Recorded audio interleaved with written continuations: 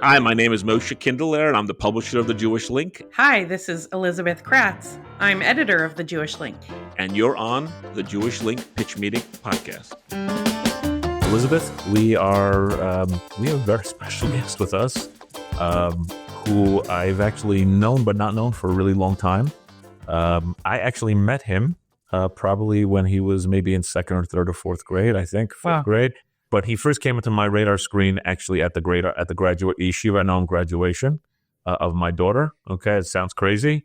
He got up there and spoke so beautifully and made a big impression. And he's only improved since. Yeah. And his name, he goes by, his friends, I think, call him Shabby, but he's known as Shabbos Kestenbaum. Yeah. And hometown hero. Shabbos, so we are really happy to have you here. Welcome to the Jewish Link podcast, Jewish Link Pitch Meeting Podcast. Welcome home, as we like to say.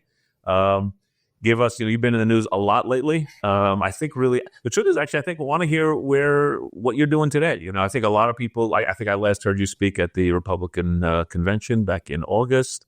I follow you a little bit on social media. I know you've been getting a few awards. So just tell us where you've been the last. Sure. So thankfully, I finished Harvard. I did my time, and now I've really committed myself to, I wouldn't call it activism, but what I say, building a coalition of young American Jews who are passionate about their Jewish identity, passionate about the land of Israel, passionate about American democracy. And each day it's a new adventure. So yesterday I was in DC. Tonight I'm LA. Shabbos I'm in Miami. Monday, Virginia. So a lot of traveling, which is a little exhausting. But post October 7th, there has been a wave of young American Jews who've woken up and we're not going back to sleep. And it has been an immense privilege and honor to be part of that movement. And I don't know professionally what the future kind of holds, but I'm very appreciative. And as I said, fortunate that I get to be part of this remarkable moment in American Jewish history. Right. I don't know if everyone would say remarkable. It's definitely momentous. No, I'm being serious. You're positive about it. I'm not. So let's go back further. You were born in. Yes, so let me flex for a second. Yeah, local flex. Yes, I'm a Teaneck boy. Born in Englewood Hospital, which nobody's perfect, but I grew up on Briarcliff Road, 367. I did TBO, daven at Beth Abraham. My dad started the 9 a.m. minyan 20 years ago. And then we moved. He's got serious.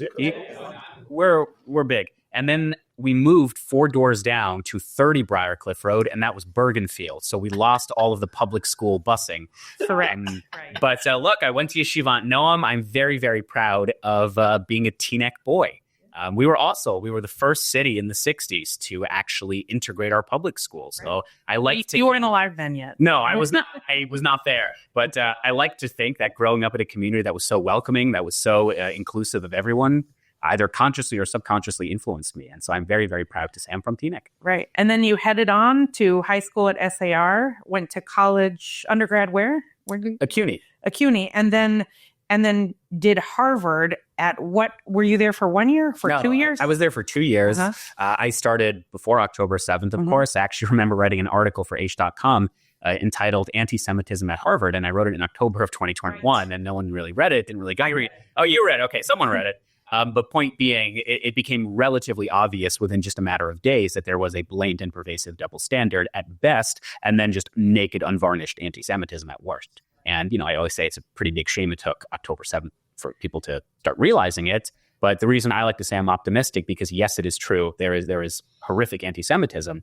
Just yesterday, I had a breakfast with some friends, Ayal from Penn, Eden from Columbia, Bella from NYU, and we became friends because we are all suing our universities for anti-Semitism, and which is a weird thing to have in common. Yeah. But point being, as I said earlier, there are young American Jews who, regardless of our religious observance, regardless of our political ideologies, we are so committed to being proud American Jews. And as the line goes, it's the best of times, it's the worst of times. It's certainly the worst of times. I try not to dwell on it, mostly because I experienced it firsthand, the worst of times. But it's also the best of times. And I think we should amplify and elevate those voices too. And I was in DC last night. I got an honor, which was a little weird. I only accepted it because the co-honoree was Elise Stefanik. So I was going to say no to that. But I said, I'm not accepting this on behalf of myself. I'm accepting this on behalf of the thousands of Jewish students on college campuses who, in response to having swastikas drawn outside their dorm, in response to being told, go back to Poland, in response to being told that Zionist off our campus, they put on a kippah and they started wearing their Star of David necklace and they started affiliating with Chabad or the Hillel. That's the story that I think is most remarkable. It sounds like you are in the sort of the seed stage of starting a massive national organization. I know that you said I'm just here representing myself, but can you tell us a little bit about the resources that are required to, for example, sue a university, especially one as storied as Harvard? Actually, and also, where did you get the idea to sue? Or was it suggested to? Good question. No, it was not suggested. And I'll put it this way. I actually found out I got accepted to Harvard when I was in Auschwitz, which is probably a story for another time. Wow. But when I got accepted, my immediate reaction was not great. Now I can sue them. My immediate reaction was great. Now I can be part of a really storied American history. And also, I studied religion at Harvard. I was the only Orthodox Jew. I was the only one who kept Shabbat, who kept kosher. And I was cognizant of the fact that, rightly or wrongly, fairly or not, I'm representing something bigger than myself, the Orthodox community. And as much as I want to learn from other cultures and faiths and backgrounds, I kind of want to represent the Orthodox, the Teaneck within me. So I didn't want to do this. I very much wanted to get an education and to explore all of these different opportunities. What was the career path, by the way? What were you thinking? What were you before all this? Where was Shabbos Kestenbaum headed? I liked the idea of education. I didn't really know what that meant, but it certainly was not activism. It certainly wasn't politics. It wasn't anything in DC. It was, I like teaching. I was a volunteer for NCSY. I taught at SAR briefly. I liked it. And then things changed pretty quickly. So I got the idea, not because not because I pursued a path of how can we, get these SOBs. I pursued a path of how can we best protect and amplify Jewish students on campus. And it became readily apparent that Harvard was both unable and unwilling to do anything to help. So the lawsuit was a last resort. We filed it at the end of January. But it occurred to me, especially after the disastrous congressional testimony on December 5th, that we just cannot work with these people anymore. They are just so unable to get out of their own way. So it was the test that I was listening to these guys, listening to the president. I remember so clearly that December 5th testimony. First of all, we worked with Congress beforehand to, let them know exactly what's happening, to prepare some list of questions. And when Claudine Gay was asked straight up, do the calls for genocide against Jewish students violate the code of conduct, which we obviously know it does, and we obviously know that Harvard, which was ranked 248th out of 248 American universities as it pertains to free speech, they disciplined free speech literally the whole time. So we know that calls for genocide against anyone else would be disciplined. When she said it depends on the context, I remember that answer so clearly. I was watching it in my dorm, and I banged on the table, and I said, aha, see, I told you. Because for months and months and months, we had tried articulating the point that we are treated qualitatively different.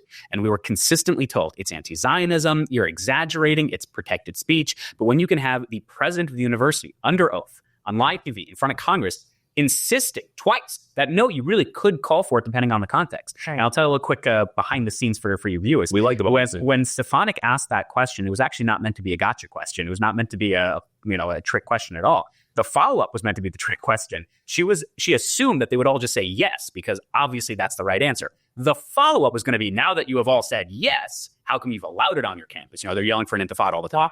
And she was so stunned that they didn't say yes. If you rewatch the hearing, which is the most watched congressional hearing in American history, more than 2 billion views, she literally says, she literally says, this is a softball question. I will give you another chance to respond. She was trying to help them out. Yeah. But these university presidents were so unbelievably morally bankrupt, were so incompetent that they insisted, no, we promise it could be okay. Wow. Or afraid of their constituency or their perceived constituency. So then after December 5th, was that before or after your testimony before, Connor? That was before. Okay. That testimony with the 3 presidents really amplified that, okay, we have a serious problem on our hands. And that's what sort of opened the floodgates where policymakers began reaching out to us in a more serious, concrete manner. But as I said, we weren't really planning on doing this. When I started speaking out, I didn't have a strategy. I didn't have a 5-year plan. I didn't have a board and a nonprofit.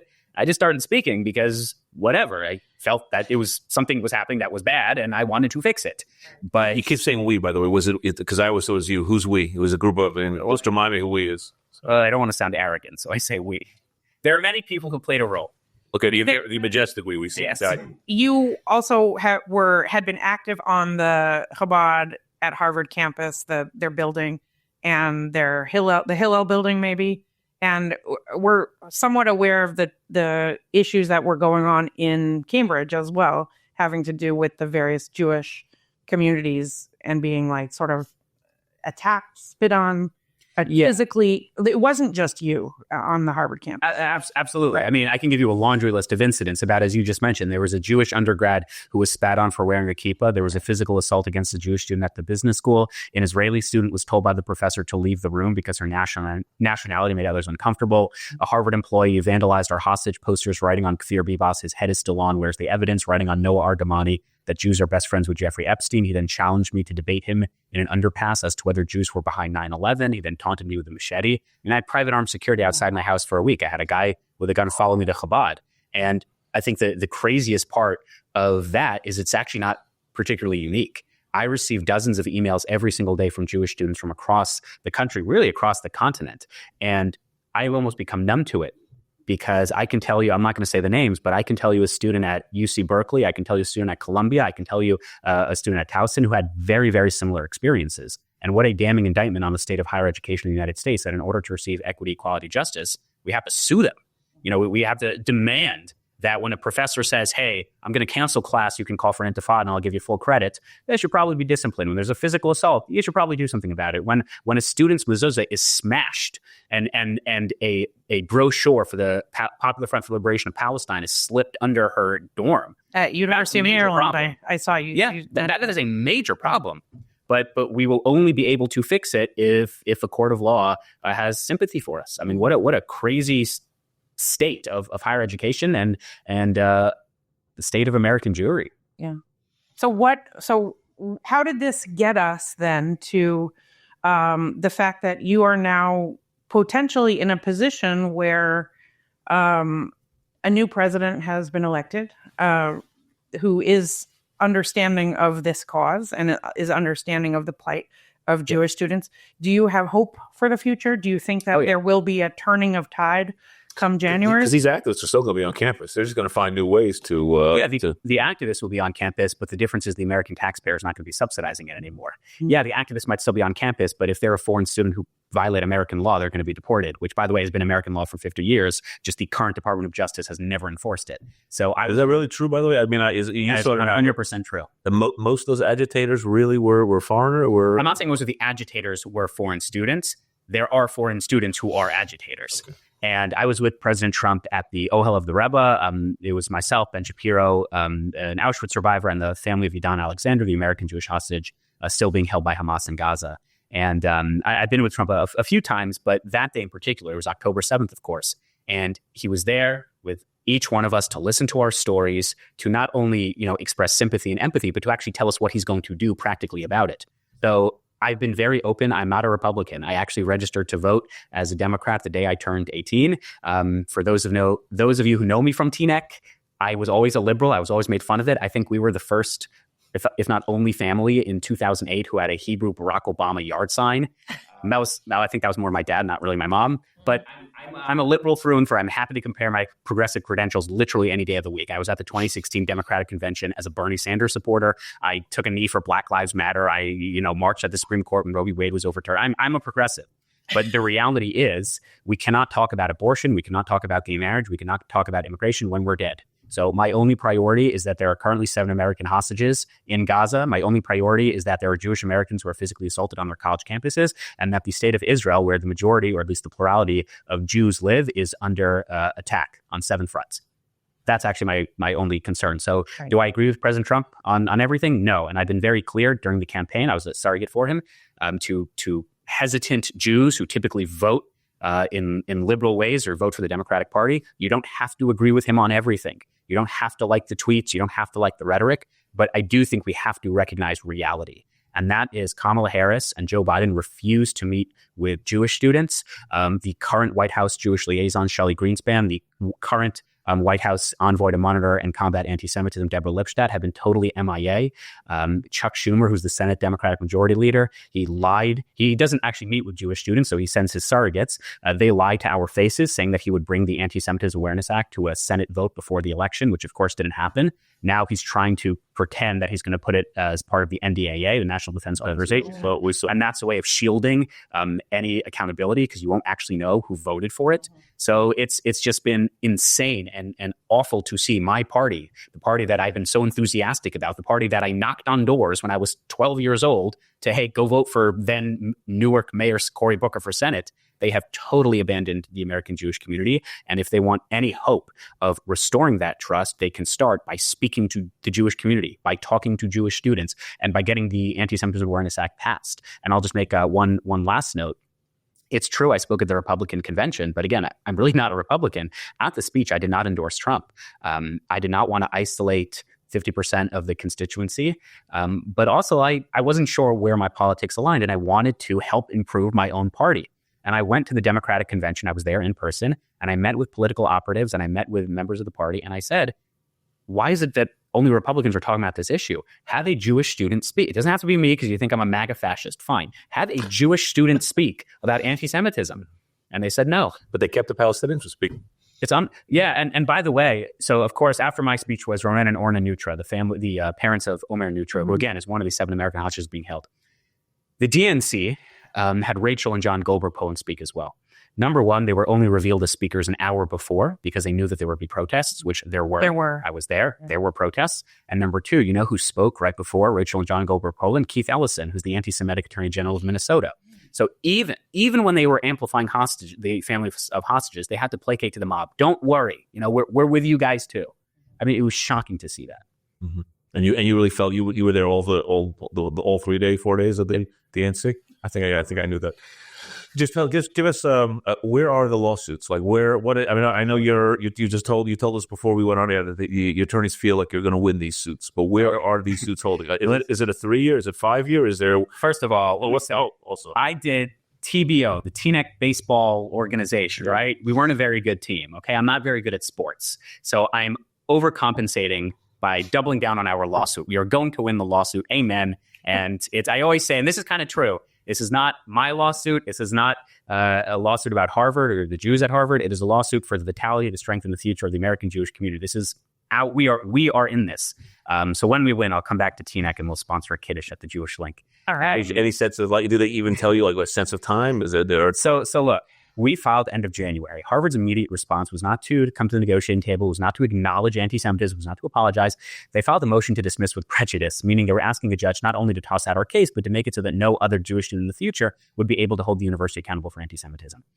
We filed an amended complaint after the encampments to reflect the increasing acts of anti-Semitism. Harvard's response was to literally do the exact same thing. Another motion to dismiss. Our judge, he's relatively progressive. He volunteered for the George McGovern campaign. He's a Bill Clinton appointee. Judge Richard Stearns for the Federal District Court of Massachusetts. He writes in August, and I quote, "The facts as pled show Harvard failed its Jewish students. We are the first case in American history pertaining to civil rights violations of Jewish students on a college campus that's actually going to trial." I believe we will win. Even if we don't win, which we will, that is remarkable. I mean, this will set legal precedents, and it will ensure the security and the protections that Jewish students and all students on campus rightly deserve. So the first step is depositions. I don't want to get into the details, but Harvard will depose me. They'll try to, I'm not going to speculate, but they'll try to trip me up. Yep. Mm-hmm. They have a $50 billion endowment, and they're not afraid of attacking their Jewish students, evidently. And we're going to depose them. I always say, I did nothing wrong. I have nothing to apologize for. I want to be deposed tonight, and I want to live stream it. I want the American people and the Jewish community and the media to hear me. And then we begin a period of discovery, and we'll take it from there. So that has not happened yet. Okay. And I'm guessing Harvard's do everything it can to delay, right? It's in their interest to delay it till Leo Lavod. So I'll put it this way. There is nothing stopping Harvard literally right now from saying, you know what, we are going to discipline anti-Semitic students. You know what, we are going to adopt the International Holocaust Remembrance Alliance definition of anti-Semitism. You know what, we're going to rescind the hundreds of millions of dollars we receive from Qatar, Russia, China, and Saudi Arabia. They can do it literally right now, but they won't.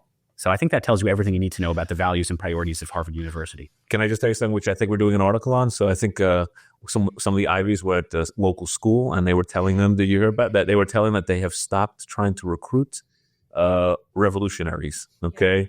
I don't know if I believe that. I've heard. Can I say this might be controversial? I have 2 minutes ahead. It might be controversial. I'm very proud of being a Teaneck boy and being an SAR graduate, and I'm very proud of my upbringing. At the same time, I was in LA and I got into a little trouble because I'm not going to get into the details, but a student came up to me and said, at my school in LA, a certain admissions representative from a certain university is coming to speak to the students. And this admissions officer is part of a university that, like, that day had a crazy anti-Semitic incident. And she told me, this 17-year-old girl, she said, I don't get it. The school's trying to tell us, we're going to confront anti-Semitism and you guys are the future, but then they're inviting the people to meet with us. Right. I cannot for the life of me understand why any Jewish high school, whether it's in Teaneck, whether it's in LA, will invite Harvard, Columbia, UCLA, any of these institutions without first making it very, very clear. You want to talk to our students, you are to explicitly state what you are going to do to protect them should they come to your campus. And I know Rabbi Kahn from TABC was vocal about this. Yep. From what I understand, it hasn't really caught on. Most Jewish high schools in the Yeshiva League and the modern Orthodox community haven't really taken this on. And I think that is a massive, massive problem because we have to leverage. I think it is happening behind closed doors. And I think it's happening in the administrator suite, sort of in terms of who are we allowing on campus to recruit to our students. Okay, good. So I hope that that's what I heard this fall. Again, I am not against Harvard and Columbia coming to interact with students. I'm not against that. What I am against is having them interact and pretending that nothing is going on and it's business as usual. You first have to state, what are you going to do for our current students should they go to your campus? Because there are many graduates of those very fine high schools who have been facing death threats, who've been physically assaulted. So if you want to protect your current students, make sure that you use the leverage that you have, because Harvard needs Jews. Jews don't really need Harvard, all right? We'll be fine and innovative and resourceful and creative because that's just who we are. We've been around for 3,000 years. Harvard really needs us. And we should use the leverage and the power that we have and say, you want us, which they do, fine. You're first going to tell us exactly what you're going to do to make sure that our graduates don't face what some of our other graduates had to face in the last year. Right. And I think that's a very common sense, reasonable position to take. Right. So one of the interesting angles of that was just what we've heard from admissions offices from universities, them just saying, we may not be able to influence our entire school's policy about like what we allow in terms of free speech. But what admissions officers can do is actively seek out students who are bridge builders as opposed to, oppositional revolutionaries and people who are interested in civil discourse, basically. Good luck. I don't know. I'll put it this way. Harvard at its peak was 25% Jewish. Today it's 4% Jewish. It's not because Jews got dumber over time. Right. No. I'll leave it at that. Yeah. Yes. Wow. What was your scariest moment of all the so far? What was the scariest moment on campus? Or off campus? Ironically, it wasn't actually at Harvard. It was at MIT. I spoke at a rally for the Boston Jewish community, and the whole theme of my speech was we cannot allow our ideological adversaries to write the Jewish story, to dictate our narrative. We have to be in control of our own destiny. And this was happening during all the encampments. And the rally, it was, maybe 1,000, 2,000 people. It was across the street from the encampments. And we were always told, just don't interact, just ignore them. And after my speech, it kind of occurred to me like, no, we shouldn't just ignore. We should be able to say that we are here. We have every right to be on this campus. And so I'm like 5 feet. I'm like 100 pounds. I'm clearly not a very threatening guy. I just wanted to walk through the encampment to see what they were doing. And as I'm walking through, these like 10 big buff guys, they like link arms and they say, we're not letting you in. I said, what do you mean you're not letting me? I was so stunned because it didn't even cross my mind that would happen. And some potty words were exchanged, so I'm not going to get into the details, but the video's on my Instagram. But for whatever reason, I'm very not confrontational, and I get a lot of anxiety. But for whatever reason, something just triggered within me, and I just started like flipping out at them. And there were like 10 cops who tried breaking us up. And eventually a police officer said, the chief of police said, fine, I'll take you through the encampments, but you have to like stick with me. And I started screaming to all of them, you guys should really be proud of yourselves that you have so abridged the First Amendment rights of a Jewish student that I need like police protection to go into a public park that you have hijacked into a mouthpiece for Hamas. And as I'm walking through, these 10 big guys are following me and they start yelling out to everyone put on your masks if you need the protection. I'm like, from me? Like, I mean, that was shocking. So I don't know if it was the scariest moment, but it was certainly the most intense. And it really manifested in great clarity the contrast between our movement, our coalition, and the abject stupidity, intellectual bankruptcy, and just blatant promotion of terrorism and violence from the other side. Mm-hmm. Yeah. It is scary, and I fear for all of our colleagues and friends on college campuses at the moment, including, I think, Rabbi Walpe was on campus at Harvard while you were there, and was asked to be on one of the anti-Semitism committees and left it. Yeah. So Rabbi Walpe was actually my professor. Oh, no. I always said that his class was a refuge amidst the storm. He actually said on day one, I'm going to paraphrase a bit, but he said, there's a lot of noise happening on campus, but once you walk into this classroom and the door is closed, we learn. And he stuck to it. And that was so appreciated. And he said, if you want to talk to me about the noise, let's do it after class. But during class, we learn. And that's exactly why I came to Harvard, to sit in class and learn. So credit to him. Not only that, I don't know if he knows this, I like to think of him as my, intellectual and spiritual role model. He, as you said, was asked to serve on the Anti-Semitism Advisory Group, which is as useless as it sounds. He was the first one to publicly step down after Claudine Gay's disastrous congressional testimony. But the best part is the advisory group was disbanded shortly after Claudine Gay was fired/resigned, which, by the way, it was not for anti-Semitism. It's because of the limited academic output of like 11 scholarly journals. 7 of them were plagiarized. Nothing to do with anti-Semitism. Everything to do with she's a moron. So the advisory group was disbanded. So me being the annoying, precocious Jew, I email one of the spokesmen for Harvard, and I say, okay, well, if it's disbanded, what are they going to do with what they found? And they said, oh yeah, they have findings. I said, great. What are they? It's, we can't tell you. So what do you mean you can't tell me? So we're going to tell the findings to the president, which, by the way, we didn't even know who the president was. He said, okay, there were no findings. Nothing was sent to Alan Garber. It was all BS. Then Alan Garber, he's the interim president, he says, okay, here's how we're going to handle anti-Semitism. We're going to create a second anti-Semitism advisory group, but this time it's going to be very different because instead of calling it an advisory group, we're going to call it a task force, which is equally useless. In fact, the head of the task force was a business school professor of Ella Sadoun. You know what she does the first week of the task force? Resigns, as it's useless.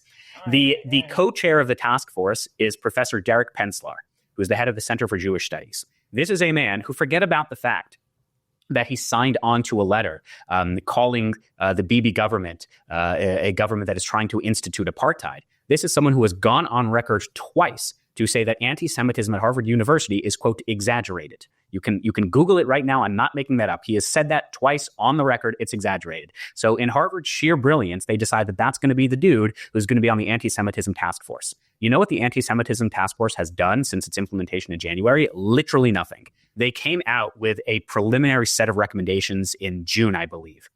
Of the 4 pages of their preliminary recommendations, the only concrete policy was that pork products in the Harvard cafeteria should be labeled as such. Wow. Which, by the way, besides that's a thing, right? Besides that, like, does nothing for us. It also showcases how fundamentally removed Derek Penslar on the task force is from the Jewish community. Because if you're keeping kosher, you don't eat in the Harvard cafeterias anyway. You can only eat at the Hillel. But they don't know that because, well, I'll be careful with my words, but they don't know that. Because they didn't ask any students what their experiences with anti-Semitism was? Well, they did listening tours, and I would ask that. I would go to some of these listening tours, and I would say, what practically are you going to do? Oh, we should set up a meeting. I said, fine, I'll play you at your stupid game. So I emailed them, let's set up a time to talk. We never met. Harvard University has used their anti-Semitism advisory group, which was useless, has used their anti-Semitism task force, which is useless, as a way to show in court. They have argued against Jewish students saying, what are you talking about? Of course we care about anti-Semitism. We've had 2 task forces. Have you seen the letters we've put out? Have you seen the recent condemnations? Letters and condemnations, whether it's at Harvard, whether it's in the U.S. government, is not a substitute for action. So I was with, maybe I shouldn't say his name, but a chairman of a House committee. And I told him, he had a meeting with me. It was like last month in his office. And I told him, you should bring Alan Garber to a congressional testimony and ask him a very, very simple question. What practical policy have you implemented since October 7th to protect Jewish students? Because you know what the answer is? Nothing. What Alan Garber will do is say, well, we had condemnations, we had letters, we had statements. There has not been one single practical policy implementation. Not one. Is any university, there's so many universities, has any university done anything better? Well, to me, so I'm being represented by Kasowitz Benson Torres. That's my law firm. The law firm representing me. They're also representing students at NYU, students at Columbia, and students at the University of Pennsylvania. The NYU case was actually settled, and it was settled relatively quickly. And the public terms of the settlement are actually pretty advantageous to Jewish students. So, for example, NYU admits that they're going to adopt the IRA definition of anti-Semitism. They are going to have an independent third monitor to report to the university. They are going to have a zero tolerance policy on anti-Semitism. The only reason NYU came to those conclusions, came to those proactive and concrete policy recommendations, is because there was a lawsuit. So there have been universities who've done good things, but unfortunately, they're few and far between. I heard from on the Dan Senor podcast that the president of Vanderbilt in Nashville has been super, super active on this subject and set a very clear standard for criminal behavior. And in terms of like encampments, occupation, they basically occupied his office, the office of the president. Well, they also physically assaulted a police officer. Yes. So the response from the president of Vanderbilt is, okay, you violated law. You know what we're going to do? Prosecute you. And it's not rocket science. And, this is my message broadly speaking. I was at a dinner 2 nights ago for Aish New York, their Jewish Wisdom Society. And I said, you want to combat anti-Semitism? You want to fight hatred? I'm not against Holocaust museums. I'm not against giving to the ADL. They're all good things. Just prosecute crime. Right. If someone physically assaults a Jewish person, which literally happens all the time in this country, when we have, like in LA, members who are forbidding Jews from walking inside their synagogue, when you have crime on the subways of New York, you want to combat anti-Semitism, just prosecute crime. Just stop incentivizing it. When the Columbia students occupied Hamilton Hall, 163, I believe was the number, 163 of them were arrested. Almost all of them were released the next day. Almost all of them. So I don't want to get too political, but whether it's the southern border, whether it's the subways of New York, whether it's the college campuses, just stop incentivizing bad behavior. Tell people from day one, you can have free speech, you have the freedom to exercise your stupidity in the public marketplace, but the moment that speech results into action, into criminality, there will be consequences. And we in this country have a crisis of accountability, that people have refused to take any responsibility for their actions. It's why all the protesters wear masks. It's why at Harvard University, when there was a protest, the Harvard Crimson, which is the student newspaper, they're actually the country's longest serving student newspaper, they wrote the name of the speaker who was speaking at the protest. And the speaker writes on social media saying, they doxed me. They revealed my personal information by writing her name. I mean, it is shocking. Well, the Crimson apologized. I'm sure they did. It is shocking. And it's really this young generation, the next generation, we have totally embraced this.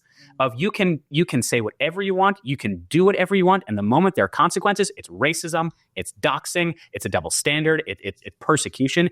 It's a major, major problem. Okay, can I just share with you quickly, because I know we're getting close to the end. There's one of the concepts I heard. I follow an anti-monopoly newsletter, and he's basically trying to figure out why Trump won, and he's explaining that we have in this country, Trump represents sort of a pushing back against what we call, I don't know if you've heard this term, learned helplessness. Okay? Yeah. So basically, the idea behind it is that things are the way they are, and we can't really change them. And that the Biden Democrats have completely bought into this, like all these things, everything that's wrong with the economy, monopolies, pricing, inflation. There's a sense that we can't really do major change to them. And Trump, in a sense, forget Republican, the Democrat embodied a certain sense like he's above that. He can actually do something. Meaning like we're not helpless. Yeah. The manifestation of that ideology on a college campus is diversity, equity, inclusion.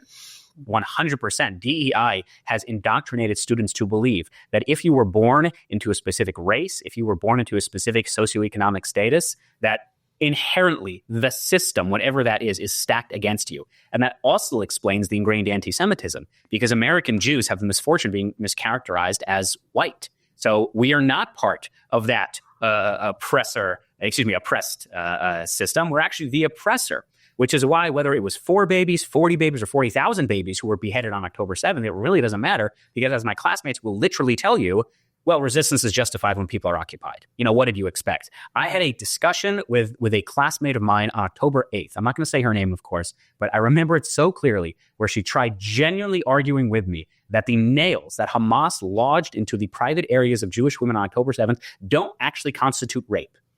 This is a woman who marched with the Women's March in 2017, who is a self-proclaimed abortion rights activist, who, of course, voted for Kamala Harris because reproductive rights is ingrained in the Constitution.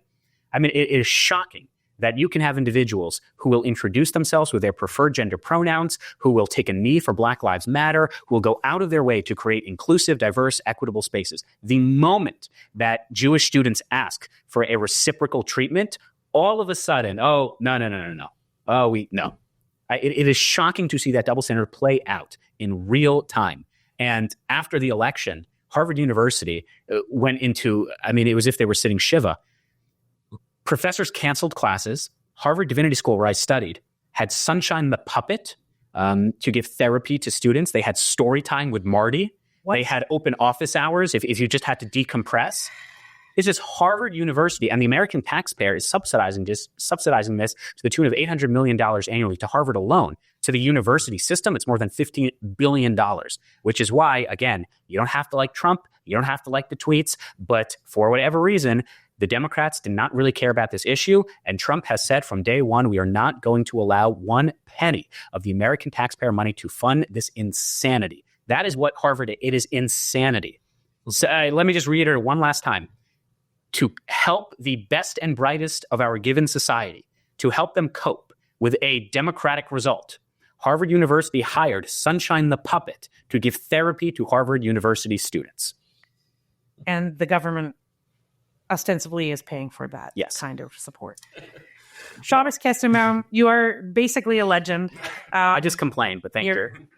Your complaint reason are well. We see your career only going. Wait, Elizabeth, I have no idea where his career is going. Here. Are you going to in the Trump administration? Would you be interested in something? I have made it clear that it would be the honor to not only serve in the Trump White House, but more importantly, to serve the American Jewish community and to do what should have been done years and years ago. And whatever that capacity is, whatever that position is, I will continue to be an advocate for the community that I was raised in and that I love. That's great. I see nothing but blue skies ahead for you. I'm really impressed by your erudition and your ability to explain a very clear. It should be this simple. Yeah. There shouldn't be so much gray matter between everything. So I really appreciate your words, and I appreciate all you're doing on behalf of our college students, including Eliana behind the camera at Barnard, starting the fight. Yes. Wait. So. Sorry. Thanks for being here, Shabbos. Really, thank you very much for having me. Yeah, no, Shabbos, thank you. It's I agree with Elizabeth. Stay strong. We're looking forward to what your next steps are. And it all started in Teaneck. That's the main thing. And say, you know what? Whenever we have someone like him, I said, don't forget us. We're kind of like, in a sense, where we call I'm a regional hyperlocal type paper, and when you're already hanging out with guys like Ben Shapiro, then we're in a different spot. We've had people tell us before, this speaker of yours is the next prime minister of this, and the next head of that, and the next congressman, and the next. I think I'll say that I think Shabbos is going places. Thank you very much. I'm very impressed and glad to record your trajectory in some small way. Shabbos, thank you very much. Thank you. Okay, good. Thanks for being with us on the Jewish Link Pitch Meeting podcast. If you would like to participate or be in touch with us in any way, please email us at editor@jewishlink.news. And follow us and find our podcast wherever you find podcasts.